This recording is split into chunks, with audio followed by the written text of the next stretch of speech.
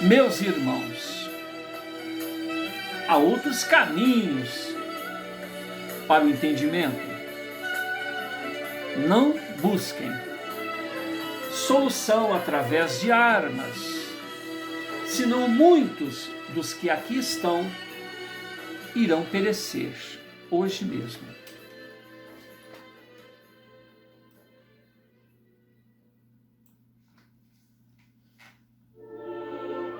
O momento era grave e decisivo.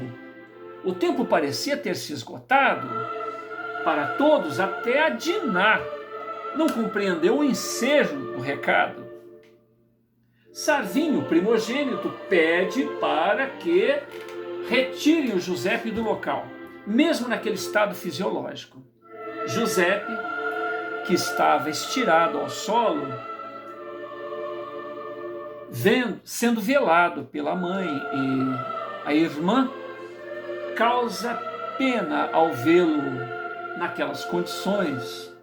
Sarvin reitera a ordem para que o irmão fosse dali retirado. O momento era crucial na defesa da propriedade. Durante a sua remoção, Giuseppe afirma: não prossigo neste enfrentamento armado. Há outros caminhos para o entendimento. Ainda há tempo. Por favor, reconsiderem. Giuseppe é finalmente dali afastado para não interferir no psicológico dos presentes, sendo acomodado e velado pela mãe e irmã. 60 minutos de expectativa e silêncio sepulcrais envolvem a todos os presentes, até que um alarido insano, invade o ambiente. É como se as almas atormentadas ao suplício eterno saíssem das geenas infernais e invadissem a propriedade. Almas condenadas à aflição por privilégios contemporâneos, por privilegiados contemporâneos, elas reclamam o direito à vida em paz e ao trabalho digno, se utilizando dos caminhos da revolta, sangue e da guerra. Tiros, o latido de cães, o vozerio, tochas de fogo, vociferações. Até em fogo a tudo, assassinos, ladrões de empregados, aproveitadores, vocês todos pagarão. Queremos justiça. Uma massa revolta se adentrou na propriedade do senhor Manuel Mansol.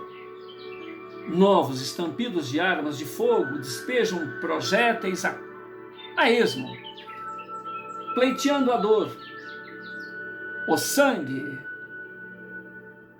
e as vidas. Novos estampidos de armas.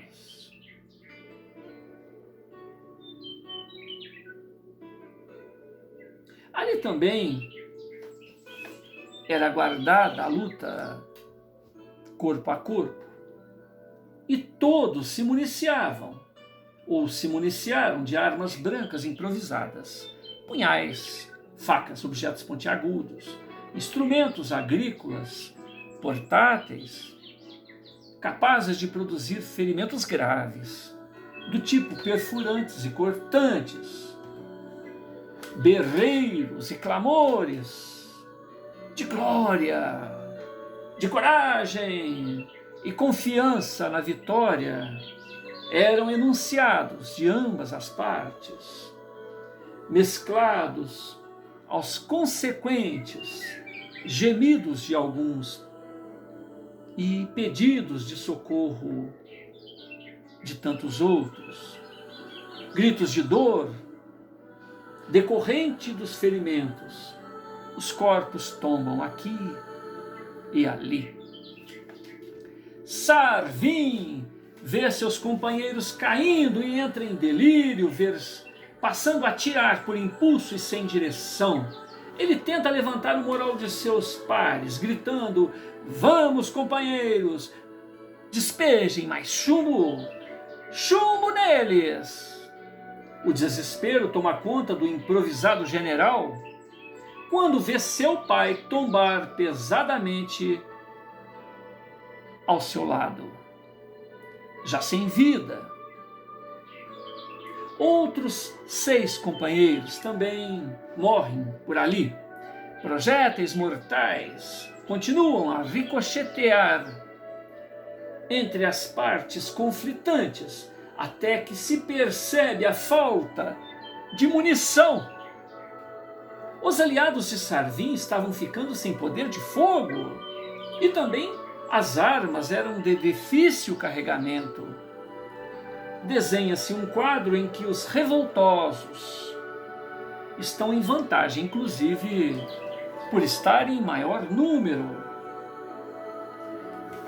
Em atitude insana e de desespero, em atitude insana e de desapego à própria vida, Sarvin se levanta, expõe o seu corpo à mercê do inimigo, toma de uma arma como quem está preparado para o que irá enfrentar e se lança à frente do grupo.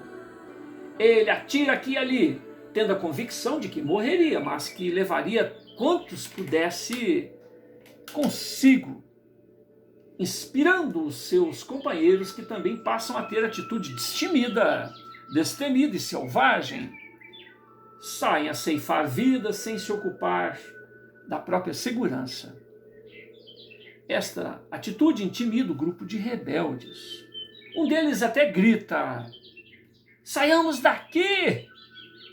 Parece que enlouqueceram. Outra vantagem para os integrantes do grupo de Sarvin foi que dentre os rebeldes um mulato de 15 anos, aproximados, postura forte de um líder, grita: ai, fui atingido!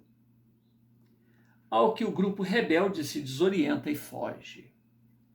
A galope ou a pé, alguém da equipe de Sarvin percebe o ocorrido e grita: avante, companheiros! Nós dominamos os rebeldes, eles fogem covardemente. 3 horas se passaram entre o momento bucólico, onde um ser de luz pela boca de Giuseppe avisa para Crustácea que naquele mesmo dia ela reencontraria Ramon, até que ocorra esta execrável carneficina.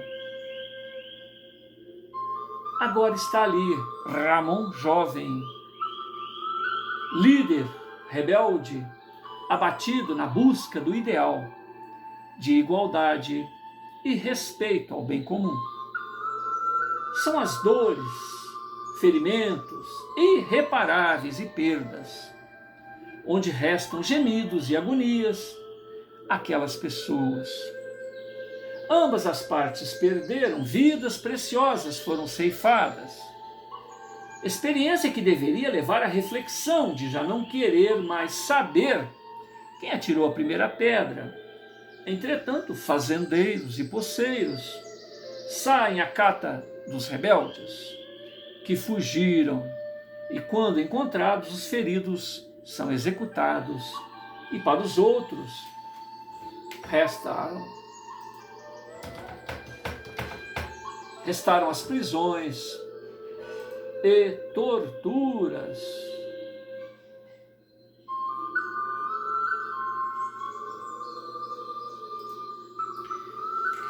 Ambas as partes, à sua moda, clamavam por justiça.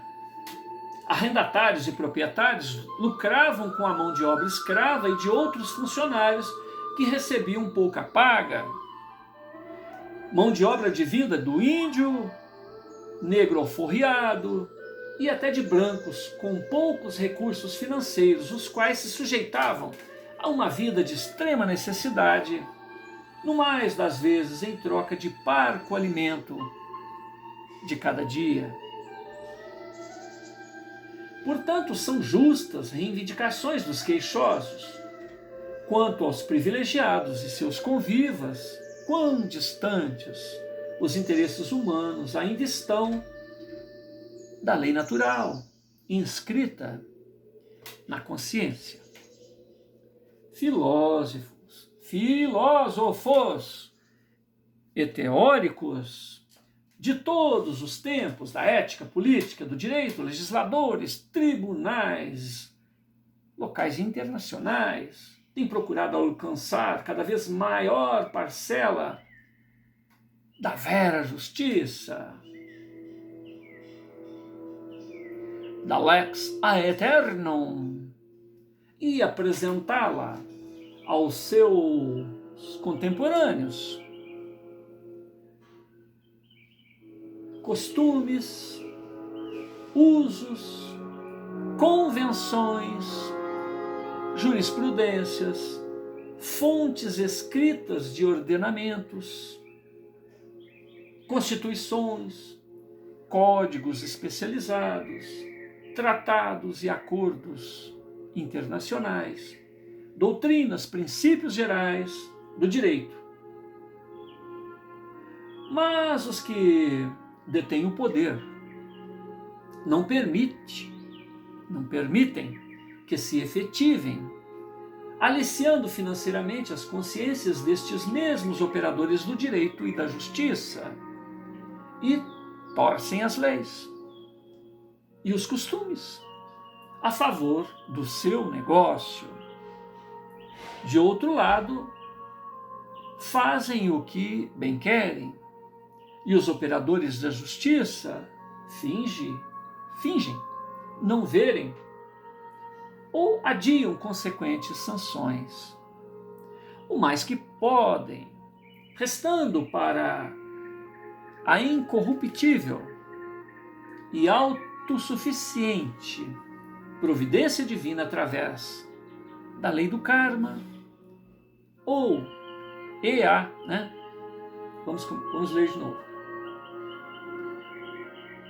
E adiam consequentes sanções, o mais que podem, restando para a incorruptível e autossuficiente providência divina através da lei do karma e da reencarnação, colocar cada vivencial junto às dores e embaraços por ele mesmo criado e mantidos. Página 27. Vários corpos são recolhidos e velados, inclusive o do próprio chefe da casa, o senhor Manuel Mansol. A tristeza envolve a todos. Havia também dentre eles o cadáver de porte atlético do jovem Ramon. Alguns funcionários lamentaram a perda de uma pessoa tão nova, bem aparentada e que tinha todo um futuro pela frente. Ocorre um fluxo de pessoas junto àqueles defuntos, até que Crustácia vê em Ramon seus próprios traços fisionômicos, reconhecendo nele o filho que tanto procurava. Infelizmente, esse encontro só se deu quando o rapaz já estava sem vida. Crustácia não entende o porquê de mais este golpe do destino. Giuseppe entende prontamente a situação ao ver aquele corpo inerte nos braços de Crustácia. Giuseppe eleva seu pensamento a Deus e coloca a sua mão direita sobre o coração do jovem, tentando encontrar qualquer pulsação cardiovascular. Mas diante daquela fatalidade, limita-se a dizer: sim,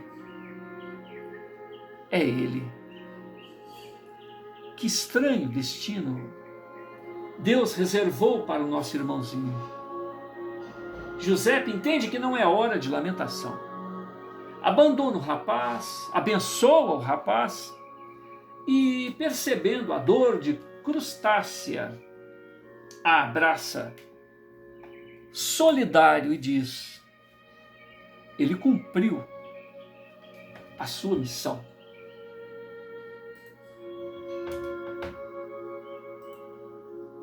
Ele fez o que pôde. Oremos para que ele encontre a paz. A noite envolve a todos com sua mortalha índigo, bordada de estrelas, exigindo profundas reflexões.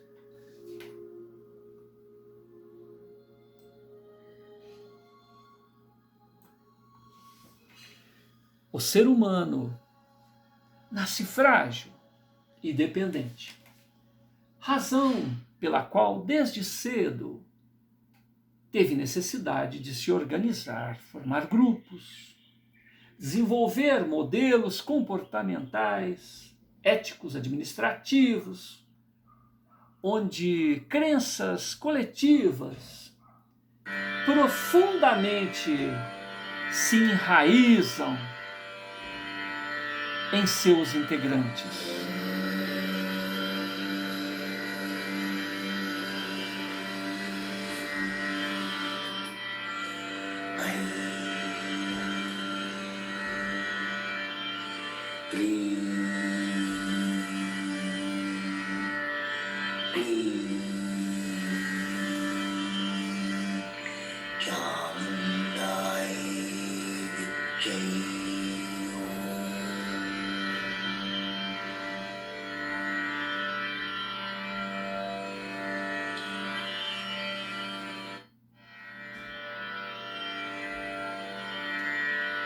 Formam famílias.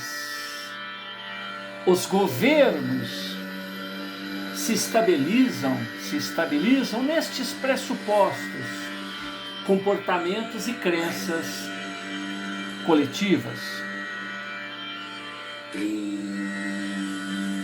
Diante desta realidade, ter problemas não é o problema, mas se empenhar em compreender o mecanismo e as raízes das desavenças. Repetindo,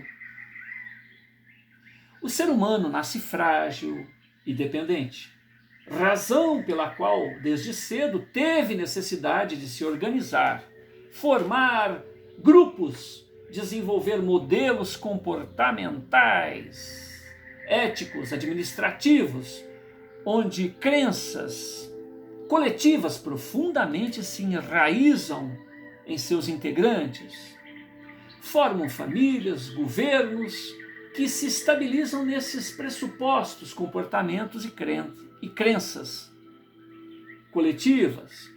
Diante desta realidade, ter problema não é o problema, mas se empenhar em compreender o mecanismo e as raízes das desavenças. É o desafio para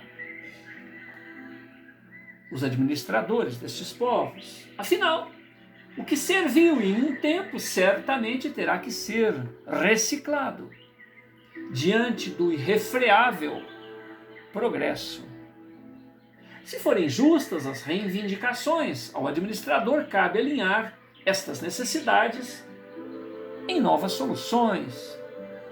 Se os queixosos não forem atendidos ou ouvidos, os problemas permanecem e se avolumam. Necessário, portanto, o diálogo ponto e contraponto, saber ouvir para auxiliar com eficiência. Quem não sabe ouvir não tem como resolver conflitos. Respeito, respeito é o cartão de visita do amor. Somos humanos. Aqueles que descobriram que se colocar no lugar do outro é garantir o próprio espaço de ação respeitado. Repetindo, somos humanos, um pouquinho antes. Respeito é o cartão de visita do amor. Somos humanos, aqueles que descobriram que se colocar no lugar do outro é garantir o próprio espaço de ação respeitado. O direito advém do fiel cumprimento de nossos deveres. Somente depois disto nasce e se garante a cidadania. O direito ao voto em escolher quem o irá representar nos seus desejos, necessidades e direitos.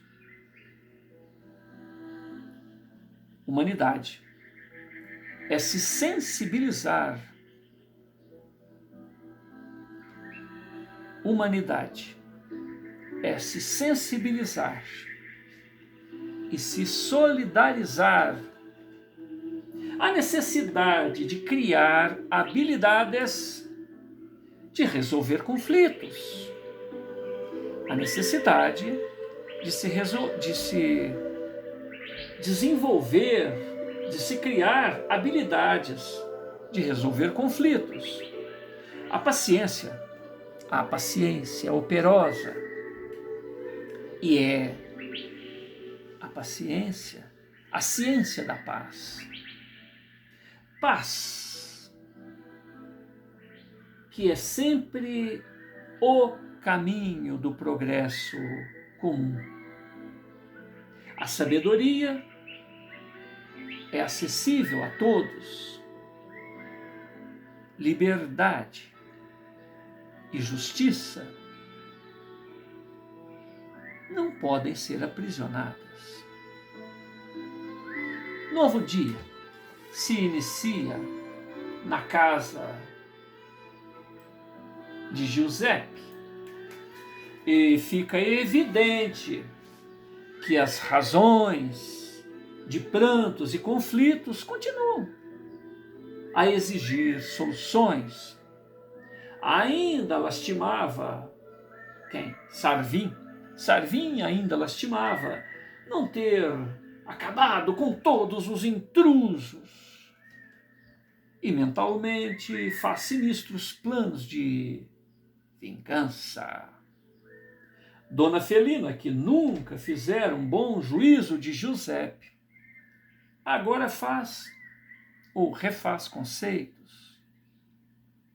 Após os funerais, os rumores continuam, cada parte contabilizando suas perdas.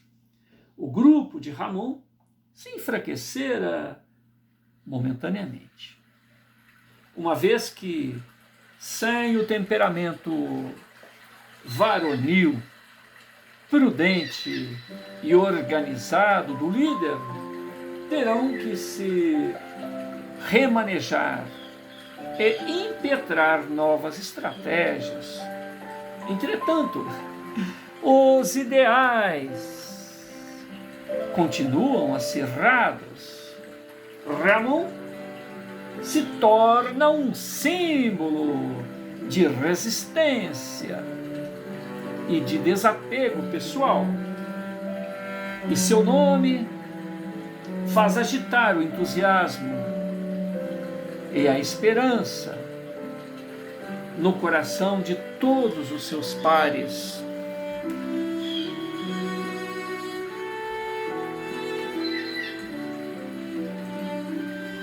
Ramon se imortalizou e mantém vivos os ideais em defesa da comunidade injustiçada. Portanto, as reuniões dos rebeldes continuam, mais vivas e acauteladas que antes.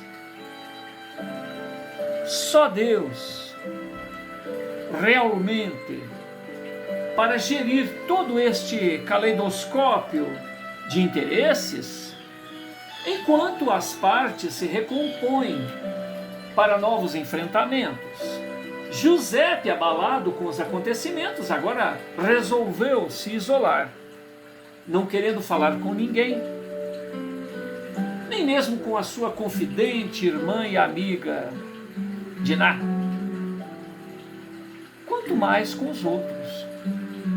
Dona Felina sente vivamente a dor oriunda das decisões intempestivas do seu primogênito e do próprio marido. Decisões alicerçadas na precipitação, indiferença e violência. Dona Felina percebe a necessidade de compreender e investir na era nova, externada pela espiritualidade e bem representada no temperamento ameno e especial do filho José, que até então era tido por lunático. Dona Felina também procura a companhia da filha Diná para conversação e entendimento, atitude inusitada que exige esforço da sua filha caçula para corresponder à iniciativa materna, respeitando a decisão de Giuseppe em se manter isolado. Mãe e filha se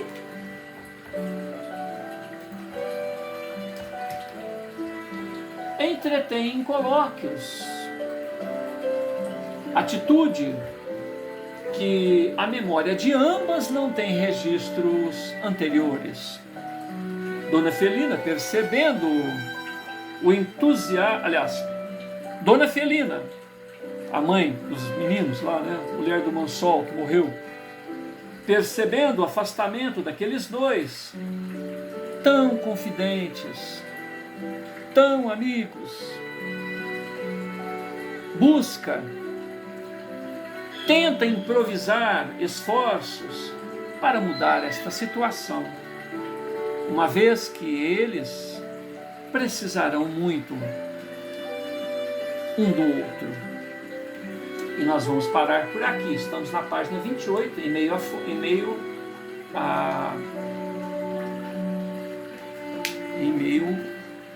folha, né? Então nós vamos agradecer ao Mestre Jesus, que permite a presença da Chile, a presença de outros caravaneiros do bem, né? Essa equipe Caminheiros do Bem, que é a equipe espiritual que nos acompanha, e que somam esforços para que cada um de nós busquemos o mundo interior, busquemos a compreensão de nós mesmos, sabendo que nós somos espíritos imortais. Fazendo um paralelo, aproveitando o momento da gravação, eu ouvi ontem ou anteontem um comentário do Divaldo Pereira Franco, que disse o seguinte: antes disso eu gostaria de dizer o seguinte: o maior desafio para o espírita não é a religião alheia, mas sim a criminosa postura do ateísmo. Então, o trabalho dos espíritas está em divulgar, impactar para quem estiver aberto à necessidade de presenciar, de vivenciar, de ter uma experiência pessoal impactante, uma experiência pessoal de convencimento junto aos nossos irmãos que estão aí. Nosso papai, nossa mamãe, nosso irmão, nosso amigo, nosso inimigo, no mais das vezes vem através do inimigo, que é mais fácil, dizendo: eu estou aqui, ô cara, estou te esperando, nós vamos ainda nos acertarmos. E eu, com o direito garantido, né, pela lei de causa e efeito, estou aqui para fazer da sua vida um inferno. E não um demônio gratuito que está lá competindo com Deus, mas alguém que a gente prejudicou diretamente. E esta oportunidade é valiosa, essa oportunidade nos garante que somos vivenciais daquilo que fazemos de nós mesmos e que tudo tem conserto, tudo tempo, tudo conserto, porque esse romance passou há quanto tempo? Época do que? Do Brasil onde que a escravidão estava por ali, né? Nós estamos em 2020, setembro, e alguns anos, né? Poucos anos se passaram. Quem viveu isso daqui achava que isso não tinha solução. E, no entanto, por outros motivos financeiros, o maior país escravagista, a Inglaterra, exigiu do mundo o fim da escravidão. Por quê? Porque ela se industrializou e precisava de gente que tinha dinheiro, e não escravos que não têm como comprar nada. Então, olha os mecanismos que a providência divina, né? E o Brasil, que hoje é chamado de coração do mundo e pátria do Evangelho, é um laboratório de tudo isso. E a gente vê aí abusos, né, em todos os sentidos, dos administradores, né, que se ocupam em acumular, retirar, né, através de laranjas, através de pandemias, né, que ninguém precisa dar conta de nada, do que está gastando, superfaturando, um objeto que custa X, você coloca 100 vezes X e com isso você distribui as partes interessadas para que aquilo permaneça. Mas, de qualquer maneira, cada um vai ter que responder por aquilo que fez. Giuseppe inicia a sua trajetória nesse romance tendo problemas de autoestima, problemas no sentido de ver-se junto ao Império Romano, prejudicando muitas pessoas, porque ele que mandava, ele poderia ter decidido a bem de todos, ele decidiu a benefício de alguns, e hoje é auxiliado por